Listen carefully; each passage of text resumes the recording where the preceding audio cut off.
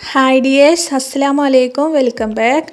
ഇന്ന് നമുക്ക് വളരെ പെട്ടെന്ന് റെഡിയാക്കിയെടുക്കാൻ പറ്റുന്ന മത്തൻ പായസത്തിൻ്റെ റെസിപ്പി എങ്ങനെയെന്ന് നോക്കാം. നല്ല ടേസ്റ്റിയായി പായസം തയ്യാറാക്കിയെടുക്കാൻ വളരെ സിമ്പിളാണ്.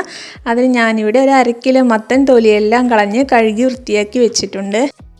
ഇനി ഇതൊരു കുക്കറിലേക്ക് ഇട്ട് നമുക്ക് വേവിച്ചെടുക്കാം. കുക്കറിലേക്ക് ഇട്ട് കൊടുത്ത് ഒരല്പം വെള്ളം കൂടെ ഒഴിച്ച് കൊടുത്ത് ഒരു 2 വിസിൽ വരുന്നത് വരെ നമുക്ക് വെയിറ്റ് ചെയ്യാം.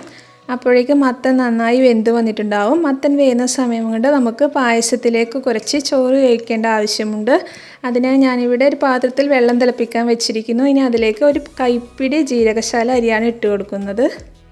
ഇതിന് പകരം പച്ചരി വേണമെങ്കിൽ ഉപയോഗിക്കാം. ഇതിവിടെ കിടന്ന് വേവട്ടെ. അപ്പോഴേക്കും നമുക്ക് ശർക്കരപ്പാനി റെഡിയാക്കിയെടുക്കാം.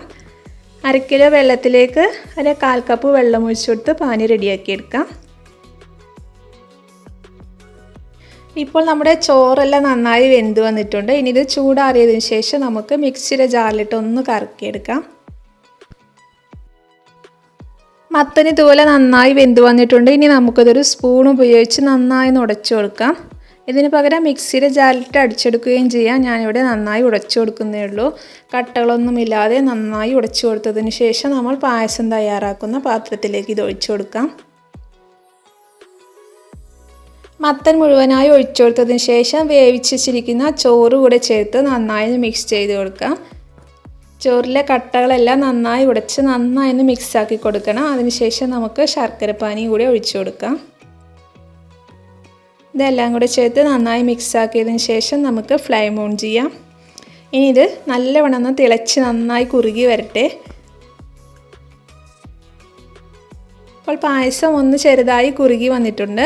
ഈ സമയത്ത് നമുക്ക് തേങ്ങയുടെ 2ാം പാലാണ് ചേർത്ത് കൊടുക്കേണ്ടത്. ഒരു തേങ്ങയുടെ പാലാണ് കേട്ടോ ഞാൻ എടുത്തിട്ടുള്ളത്. അതിൻ്റെ 2ാം പാലാണ് ഇപ്പോൾ ചേർത്ത് കൊടുക്കുന്നത്.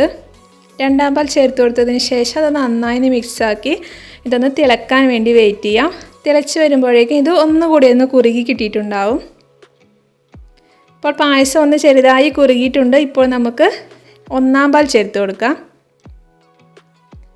1ാം പാൽ ചേർത്ത് കൊടുത്തതിന് ശേഷം പായസം തിളപ്പിക്കേണ്ട ആവശ്യമില്ല. ഇനി നമുക്ക് അതിലേക്ക് ഒരു 4 ഏലക്ക ചതച്ച് കൂടെ ചേർത്തൊന്ന് മിക്സ് ചെയ്തതിന് ശേഷം ഫ്ലെയിം ഓഫ് ചെയ്യാം.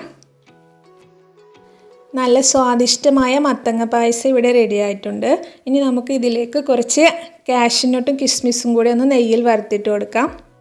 1 സ്പൂൺ നെയ്യ് ഒഴിച്ച് കാഷ്യൂനട്ടും കിസ്മിസും ചേർത്ത് നന്നായി വറവായതിന് ശേഷം ഇത് നമുക്ക് ഈ നെയ്യോട് കൂടെ തന്നെ പായസത്തിലേക്ക് ഒഴിച്ചു കൊടുക്കാം. ഇങ്ങനെ ചെയ്യുമ്പോൾ പായസത്തിന് നല്ലൊരു ടേസ്റ്റാണ് കിട്ടുക.